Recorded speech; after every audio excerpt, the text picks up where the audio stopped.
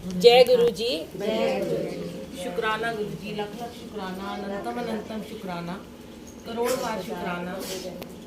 गुरु जी ऐसे ही ब्लेस करते हैं। आंटी ने पहले भी सेवा के लिए बुलाया था तो बहुत ब्लेसिंग थी, और आज भी बहुत सारी ब्लेसिंग है, क्योंकि पता चलता है कि एक ऑरा होता है जब गुरु जी आते हैं। संगत जी एक अपने आप ही वो एक बिरद ऐसी बना देते हैं कि आप सोच नहीं सकते हो। आंटी ने बोला शॉर्ट नोटिस पे आए हैं।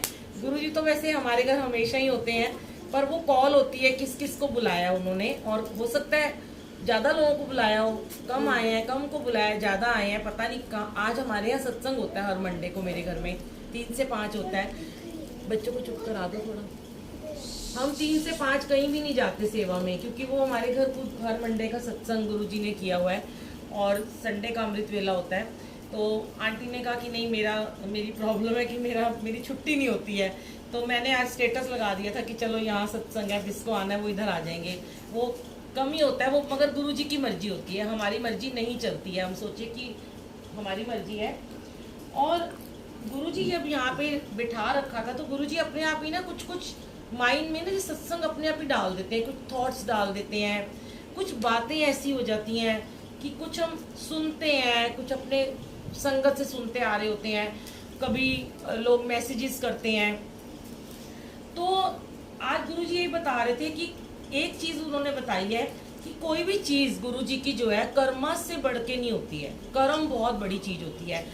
हमारे जो कर्म है, हमारे जब गुरुजी से हम जुड़ जाते हैं तो हमारे 90% कर्म तो गुरुजी स्वयं ही काट देते हैं, और जो 10% रह जाते हैं वो भी हमारी औकात नहीं है कि हम वो काटें, वो वही कटवाएंगे तब हम काट पाएंगे। अगर हम सोचे कि हम काट रहे हैं, नहीं, मालिक की जब कृपा होती, जब उनकी मर्जी होती, तभी हमारे कर्म कटने का वक्त आता है। और हम जितनी मर्जी अपने कर्मों से भाग जाएं, प्रारब्ध के हमारे कर्म होते हैं, हमारा पीछा नहीं छोड़ते हैं।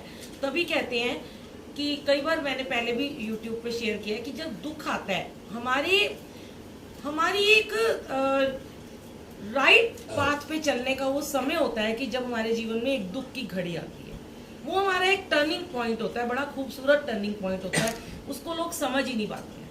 वो समझते हैं दुख आ गया, प्रॉब्लम्स आ गई हैं, कैसे फेस करेंगे, क्या करेंगे, पर आपको नहीं पता होता कि गुरु जी उस समय, क्योंकि आप उनके भगत हो, आप उनकी संगत हो, आपने अगर, जरूरी नहीं है कि आप बरसों से जुड़े हो, जरूरी नहीं कि आप उनकी पुरानी संगत हो, आपने अगर आज पहली बार ही जय गुरु जी बोल दिया, फर्स्ट टाइम आप गुरु के दरबार में आए हो, कहीं भी सत्संग में गए हो, मंदिर में गए हो, बड़े मंदिर में गए हो, मन में जय गुरु जी बोल दिया, कहीं नहीं भी गए हो। कई लोग हैं जो मुझे मैसेजेस करते हैं कि हमने सिर्फ 1 हफ्ता पहले यूट्यूब पे चलते चलते देखा गुरु जी का, और हमारे पास कुछ भी नहीं था, ना कोई लॉकेट था, ना कोई स्वरूप था, ना हमें पूजा करनी आती है। मतलब इतनी भोले, इतने प्यारे, भोली भाली संगत, इतनी क्यूट संगत है गुरुजी की, जैसे गुरुजी इतने क्यूट हैं कि उन्हें पता ही नहीं होता गुरुजी को रिझाना कैसे है, गुरुजी को मनाना कैसे है, पर वो देख रहे हैं, सुन रहे हैं, जय गुरु जी बोलते ही हमारे सारे काम वही चले जा रहे हैं। इस छोटे से मंत्र जाप में इतनी शक्ति है कि गुरु जी सबके कार्य कर रहे हैं। तो वो सोचते हैं कि हमारे को भी एक ऐसा शायद एक गुरु मिल गया है। अब उनको जब पता चलता है गुरु जी ने चोला छोड़ दिया, कई लोग बड़े दुखी होते हैं, ओ हम मिल नहीं पाएंगे, तो फिर उन्हें समझाया जाता है कि तुम मिल रहे हो, क्योंकि अभी आपने शब्द गुरबानी सुनी ना, आ मिल नानक यार वे, क्योंकि वो नानक, वो गुरु नानक, वो शिव, वो एक ओंकार, वो निरंकार की जोत एक ही गुरु जी में समा गई है। जैसे कि हमारे 10 गुरु आए है ना, तो 9वें गुरु और 10वें गुरु गुरु ग्रंथ साहब जी कहा जाता है। तो 10 गुरुओं के बाद सबने सोचा अब कोई गुरु नहीं है, सिखों के हिसाब से वो 10 गुरु हैं। मैं उनकी बात को डिनाई नहीं करती, क्योंकि मैं खुद, मेरे घर में गुरु ग्रंथ साहब जी हैं, पर मुझे लगता है कि गुरुओं के भी जो सारे गुरुओं के जो गुरु हैं महाशिव, वो हमारे गुरु जी हैं। शायद इनके बाद अब कोई गुरु नहीं आएंगे। ये अवतार जो था ये आखिरी अवतार है, और यहीं से आपको पता है जो ये कलयुग में इन्होंने अवतार ले लिया। जैसे आप श्री गुरु नानक देव जी जब आए तो यही कहा गया कलयुग विच तारन आया, गुरु नानक तारन आया, भी कलयुग में अंधेरा छाया था तो उन्होंने आके रोशनी की एक किरण जगाई थी। तो सोचो 550 वर्ष पहले गुरु नानक देव जी का अवतार हुआ, उसके बाद आज 550 वर्ष के बाद गुरु जी का अवतार हुआ। तो वो कलयुग के बीच में, मतलब राम युग भी आया, त्रेता युग भी आया, द्वापर युग भी आया, फिर कलयुग आया। कलयुग आता है, बार बार आता है, पर मेरे जो थॉट्स हैं, जो मेरे को गुरुजी ने बताया, जो मुझे वो सिखाते हैं, जो मैं रोज उनसे बातें करती हूँ, तो मुझे तो यही समझ में आता है जहाँ तक, क्योंकि हम भी बहुत बड़े पापी हैं, हमने कोई बहुत पुण्य नहीं किए हुए, पर जब इस दरबार पे आके जब हम मत्था टेकते हैं ना, संगत जी कहते हैं कि आपके घर में चाहे छोटा सा मंदिर है, चाहे गुरु जी का दरबार है, चाहे गद्दी लगी है नहीं लगी है, चाहे कुछ है कि नहीं है, आप बार बार मत्था टेका करो।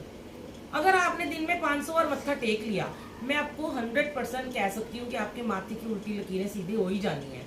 तो मैं तो सोते जागते उठते बैठते लगता है कि कहीं भी खड़ी हुई मत्था टेक लूँ, अपना मन में माथा टेक लो, जरूर नहीं है, लेकिन हाँ अगर दरबार है, मंदिर है, तो अपने मंदिर में जय गुरु जी बोल के माथा टेक लो।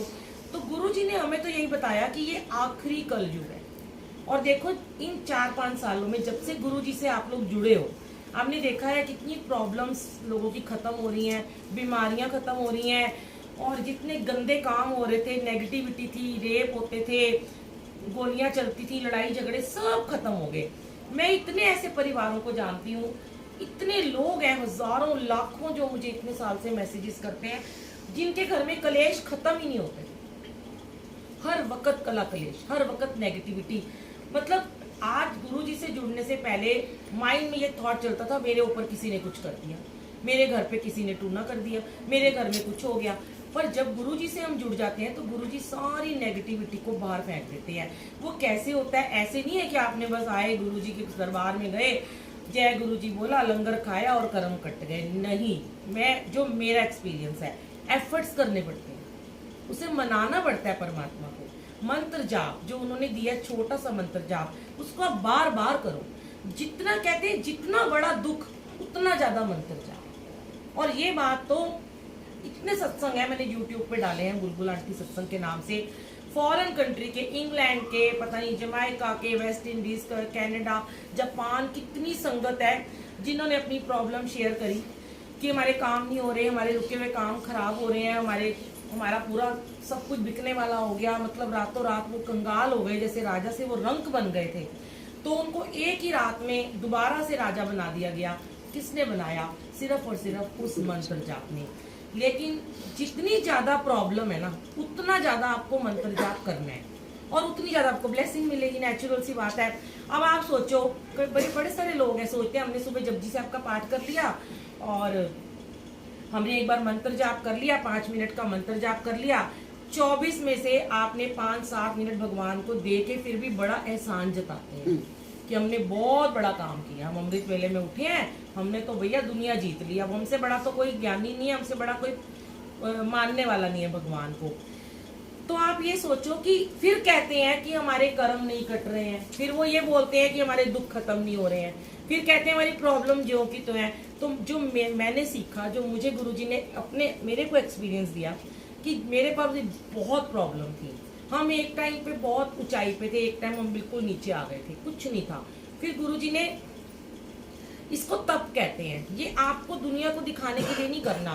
कहते हैं ना, पुराने जमाने में ऋषि मुनि तपस्या करते थे, आपने शिव पुराण में सुनते होगे, शिव पुराण पढ़ा करो, शिव पुराण सुना करो, मैंने भी यूट्यूब पे डाली हुई है, आप डालो बुलबुल आंटी शिव पुराण, पार्ट नंबर 1 से लेके 100 तक है, पूरी शिव पुराण है, ऑडियो में है, सुन सकते हो। आजकल मैं रोज व्हाट्सएप ग्रुप में डाल रही हूँ। तो शिव पुराण में लिखा है कि गौरी माँ ने, पार्वती माता ने भी कम से कम 33 हजार वर्ष तपस्या की थी। क्यों की थी? क्या वो तो शिव जी की अर्धांगिनी है, उनको क्या जरूरत थी? वो तो अपने आगे भेज देती, दासियों को भेज देती, अपने नौकरों को, जाओ तुम मेरे बदले तपस्या करो, मैं तो रानी बन के अपने, फोन बंद कर दो, सत्संग सुन लो, आपको भी आंसर मिलेंगे। तो क्योंकि उन्होंने क्यों तपस्या की? क्योंकि उनको एक परमात्मा चाहिए था, उनको एक ऊंचाई पे पहुंचना था, क्योंकि उन्हें पता था ये मेरे कर्म अच्छे होंगे। अब हम सोचते हैं, बच्चे हैं, मम्मी हमारे लिए पाठ कर लो, मम्मी आप, पति कहते हैं मम्मियों को, बीवियों को हमारे लिए जप कर लो। तुम्हारे कर्म तो वैसे के वैसे ही नहीं कटेंगे ना। आपको अपने कर्म कटवाने के लिए अपना जप तप संगत जी खुद ही करना पड़ेगा। ये बिल्कुल सच बात है, आप इससे भाग नहीं सकते हो।